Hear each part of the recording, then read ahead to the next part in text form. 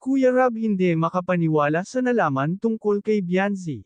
Bago ko ipagpatuloy ang aking mixing reaction video, pakiusap patapusin ang video para malaman ang nilalaman nito, at kung bago ka pa lang sa aking munting channel, paki-subscribe para lagi kang updated sa video ng mga kalingap. Isang mapagpalang araw sa inyong lahat mga kalingap. Sa mundo ng pagbablog, mahalaga ang tiwala, lalo na kung magkatuwang sa iisang layunin ang dalawang tao. Ganito ang naging pundasyon ng samahan nina Kuya Rob at Bianzi. Matagal na silang gumagawa ng content, nagtutulungan sa pagbuo ng mga ideya, at sabay na pinapalago ang kanilang channel.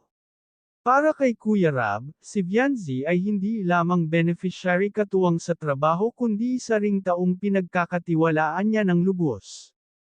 Ngunit isang araw, nagbago ang ihip ng hangin. May ilang viewers ang nagsimulang magpadala ng mensahe kay Kuya Rob.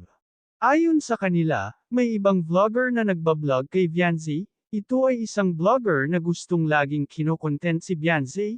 Ito ay si Dr. Love, na kahit ilang beses nang pinagbawalan ito na huwag nang e-vlog si Bianzi ay hindi ito nakikinig. Noong una, hindi agad ito pinaniwalaan ni Kuya Rob. Para sa kanya, walang dahilan para pagdudahan si Bianzi. Malaki ang tiwala ko sa kanya, mariin niyang sinabi sa sarili. Subalit habang dumarami ang sumbong ng mga viewers, unti-unting nabuo ang pagdududa sa kanyang isipan. May mga screenshot, may mga link, at may mga patunay na hindi na niya kayang balewalain. Hindi na ito basta tsismis lamang, tila may katotohanan na sa likod ng lahat. Sa kabila nito, pinili pa rin ni Kuya Rob na maging mahinahon. Hindi siya agad nagalit o nag-akusa. Sa halip, nais niyang marinig ang panig ni Bianzi. Alam niyang sa bawat kwento, may dalawang panig na dapat pakinggan.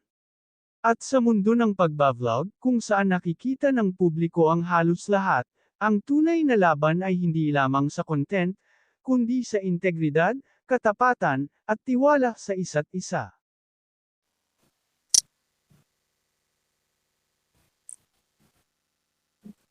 Kalinga pa, bakit payag si Bianzi na vlog ni Dr. Love? Bakit po? Nabablog po ba? Binablog po ba? Binablog pa rin po ba? Hindi ko kasi alam eh. Hindi ko alam. Basta ano po Kalinga po si Bianzi, and huwag po natin siyang ituring na hindi na siya kalingap. Kasi yung respeto ng ni Bianzi sa kalingap is daddy pa rin po. At yung loyalty po niya. Huwag po natin siyang i-bash. Ano po?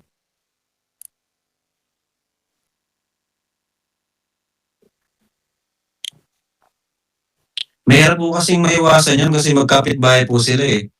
So, mahirap na talagang yan. Siyempre, andun yung siyempre si Bianzi, hindi naman yan magsasalita na huwag mo akong i-vlog. Kasi si Bianzi, ayan, napakabait po yan, tahimik lang siya. So, hindi ko alam kung anong mangyayari dyan.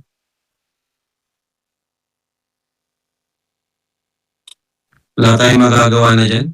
Nasa decision mo na yun nila Bianzi sa family niya kung anong gusto nila mangyari. Kung gusto nila magpo-vlog, edi wala tayong magagawa.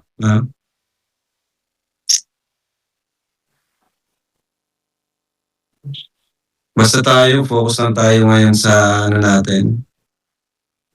Sa mga mission natin araw-araw. Kasi marami pa naman po diyang nangailangan din ng tulong. And sa akin lang din naman,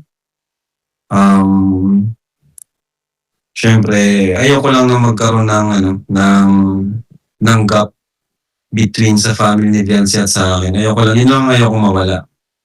Kasi, beneficiary ko pa rin naman si Bianzi, and gusto ko pa rin siyang tulungan talaga. Hanggat nasa kalingap, gusto ko pa rin siyang tulungan.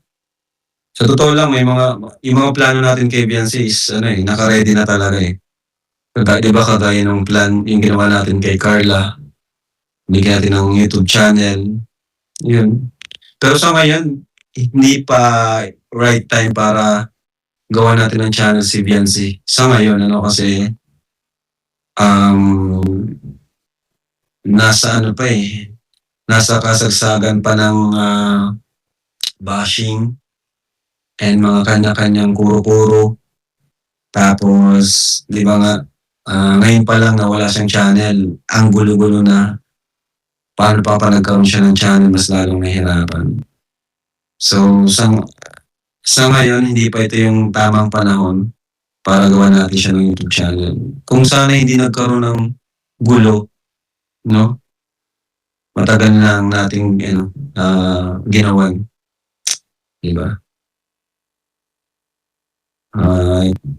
Yun. Si Carla naman ginawan natin ng YouTube channel. Ano, okey naman si Carla ngayon, 'di ba? Nagulat nga tayo kasi meron na siyang sariling pinapagawang bahay. Kakatuwa lang, Sariling ano niya yun, sariling pera niya yun. Sariling ipon.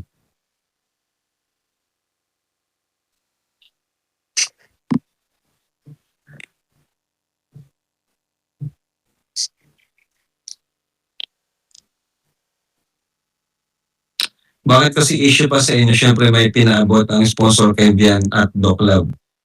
Daan para maibigay kay Vian ang tulong galing sponsor, siyempre makita talaga ang vlog at hindi naman naka-focus kay Vian.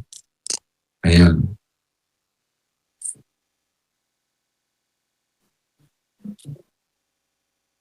Saka pala ano, wag po tayong ano, yung mga hindi nakalingap, wag na po nating isama sa vlog. Sa mga pakiusap ko lang po sa mga kalingap member, kalingap partners, kalingap vloggers, mga umalis na, wag na po nating wag na po nating isama sa atin kasi hindi naman na kasi natin sila pwedeng ibalik. Ano po, kasi umalis na nga po sila. At ano, tawag diyan, nagkakaroon lang ng ano yung mga supporters ng kumbaga nalilito sila. Nagkakaroon ng isip sa kanila na akala nila tayo yung nag-i-invite, akala nila ako mismo or si Papa mismo ang nagpapabalik. Hindi po. Ano, wala pong pag umalis po sa Kalingap, hindi po kami yung mag-i-invite na bumalik kasi sila naman po yung umalis. Maliban na lang po kapag yung kami mismo yung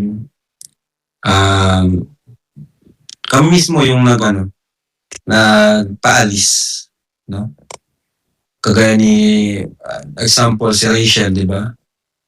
Hindi naman sa pinalis, chinali siya ni Kuya Bal na mag-solo na yung Rochelle. Ibang senaryo naman 'yon. Kaya ngayon, hindi naman talaga umalis si Rachel sa Kalingap. Hindi siya umalis. Kumbaga, hinamon lang siya ni Kuya Bal. Hinamon sila ni Kuya Bal na magsarili na maging independent.